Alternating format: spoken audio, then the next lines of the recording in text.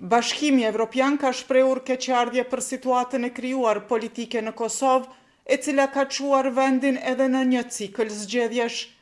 Në një deklarat me shkrim dërguar medjeve nga zyra e shtypit e BE-s, u rikujtua se Brukseli vazhdimisht u ka bërë thirrje aktorëve politik që të sigurojnë stabilitet institucional. Na vjen keq që partitë politike nuk identifikuan një figurë unifikuese si kandidat për president, çka do të thotë se Kosova tani po shkon drejt zgjedhjeve të treta të përgjithshme në më pak se 18 muaj, thuhet në këtë prononcim. Theksohet se është urgjente që Kosova të forcojë dialogun ndërpartijak për të siguruar funksionimin efikas të institucioneve dhe për të mos humbur mundësitë që u sjellin dobi qytetarëve, përfshirë ato në kuadër të planit të rritjes. Ndryshe, mjetet financiare nga plani i rritjes mund të humben si pasojë e kësaj situate.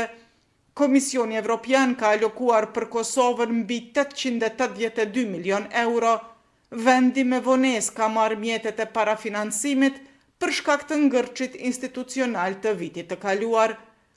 Këstet e radhës në vlerë prej 90 dhe mbi 165 milion euro janë të kushtëzuara me zbatimin e reformave.